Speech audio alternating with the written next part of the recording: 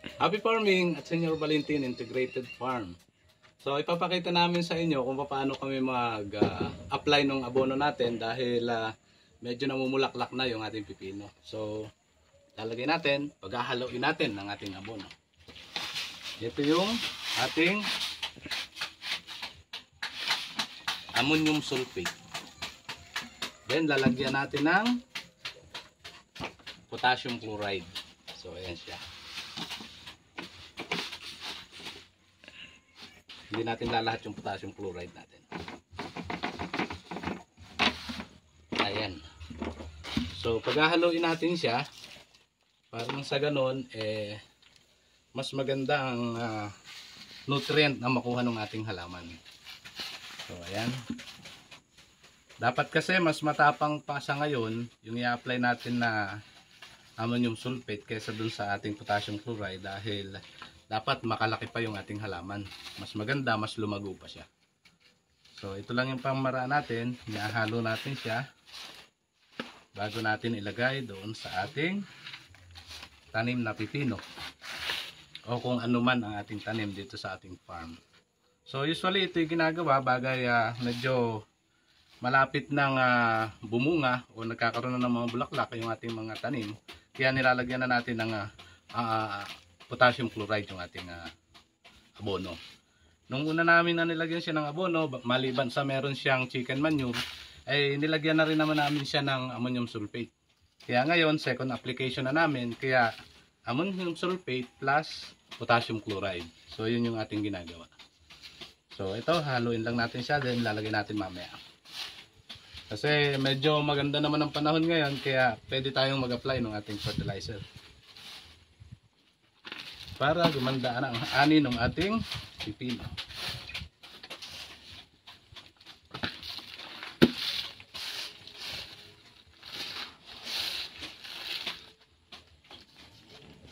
Pag medyo may nakita kayong medyo buo-buo yung ating fertilizer, dinudurog lang naman natin siya.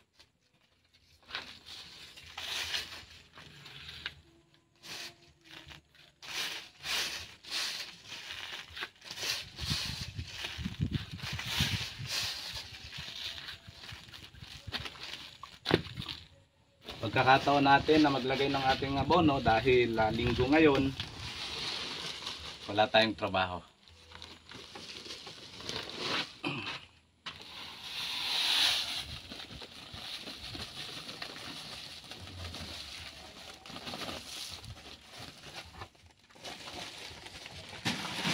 Wala naman kami talagang ginawang sukat dito, pero ang ginawa lang namin, tinansya ko na lang, mas lamang yung ammonium sulfate ng konti kaysa dun sa potassium chloride. So ito yung i-apply natin doon sa ating taniman.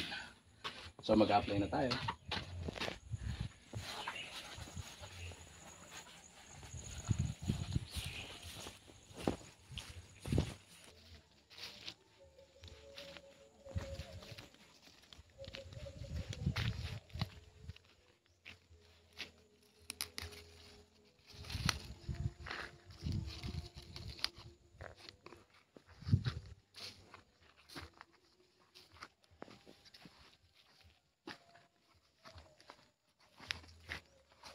Ganon lang yung pag-apply natin. So sinasabog lang natin sa may malapit sa puno niya. Paano sa ganon mapakinabangan niya agad. Itong ganito tinatanggal ko na rin, pinupurun ko na rin. Dahil gusto ko mag-concentrate yung kanyang abono dito sa pataas. Sana tumaas yung ating pipino. Kaya pinrun ko siya.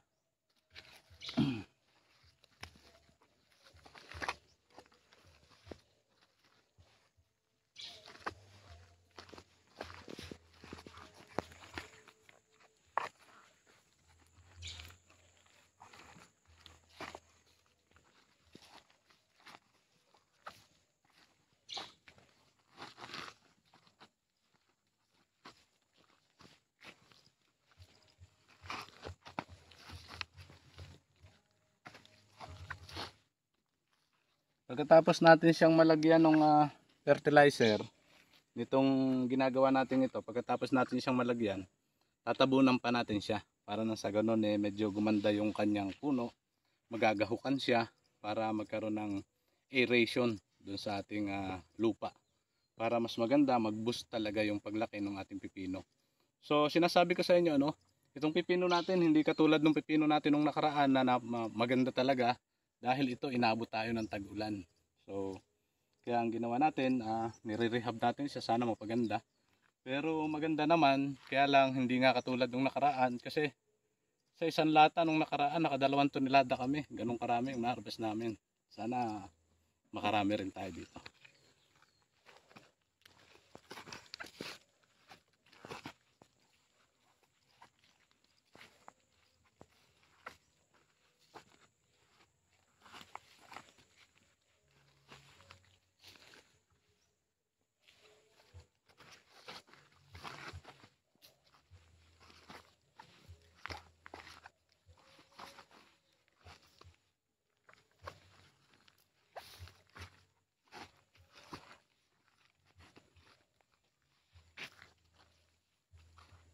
Ito yung mga challenges natin pag tayo naghahalaman. Kasi dito sa part na to, dinadaanan siya ng tubig. Kaya talagang hindi gumanda yung ating halaman. So yun yung ating dapat na ma-address sa susunod. Na pag ganitong panahon, huwag na nating tamnan yung mga dinadaanan ng tubig dahil hindi lang din naman gaganda yung ating halaman. So nais ko lang ma-share sa inyo paano sa ganun. Doon sa mga viewers natin na gustong magtanim ng pipino o anumang gulay. Iba yung na-experience talaga natin na hands-on tayo kasi hindi naman natin kayang perfect yung kagad. Pero nagkataon nga, nakita ko yung sitwasyon na nung panahon ng tag-araw, nung magandang panahon, maganda naman yung ating pipino. So, ito, nagbabaka sakali tayo, baka kasi umabot ito ng magandang presyo dahil papasko, pabagong taon, mabili ang mga prutas at gulay.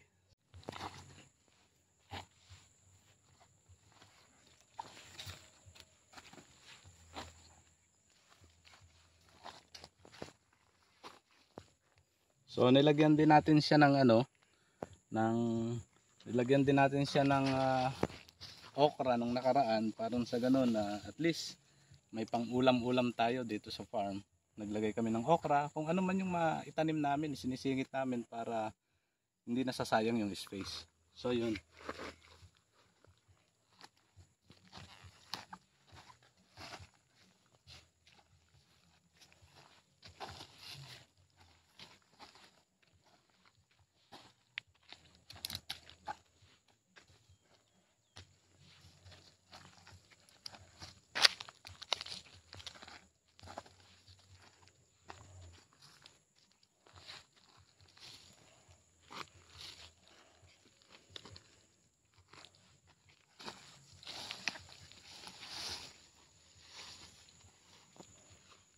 Ayun, ganun kahaba yung ating taniman. Dito tayo sa kabila.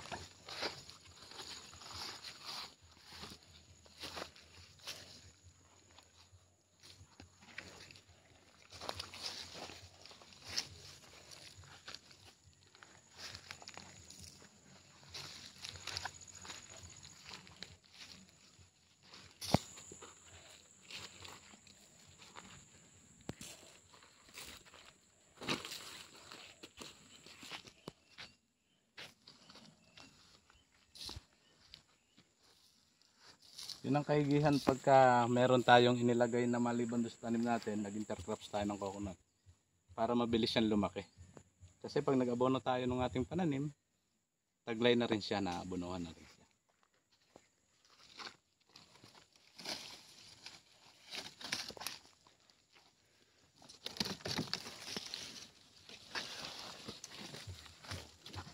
Ito masyado siyang malamba.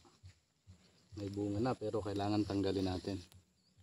May bunga na siya pero tinanggal ko siya para makapag-concentrate pataas itong ating main vines o yung pinaka main na sanga ng ating pipino.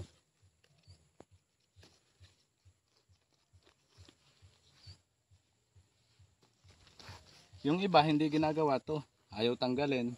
Lalo tigit may bunga na siya kasi nanghihinayang na sila. Pero sa akin tinatanggal ko to para mas maging quality yung bunga ng ating pipino. So ito siya. Dapat mapataas natin siya. naasahan natin, pagbalik natin, medyo mataas na siya. Ganun yung nangyayari dyan.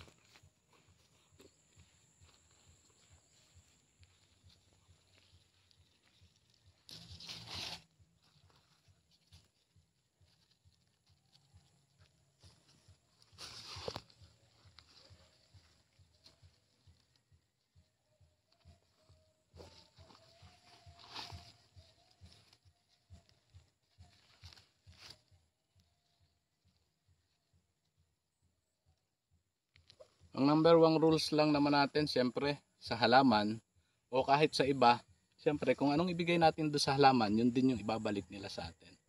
So, possible na kung ano yung ibinigay natin sa halaman, ibabalik nila bilang harvest sa atin para sa ganun tayo kumita. Huwag tayong manghihinayang doon sa mga inputs na ginagawa natin. Ang pinaka-challenge lang sa atin sa ngayon ay kasi yung panahon. Dapat yung panahon umapi sa atin, gumanda ang sitwasyon ng panahon. Para sa ganun ay maganda. Yung binibigay natin sa ating halaman ay mas mapakinabangan at mas gumanda ang ating halaman para makawag-ani tayo ng mas maayos, mas marami at pagkalooban tayo ng magandang kita. Maraming salamat and happy farming sa ating lahat.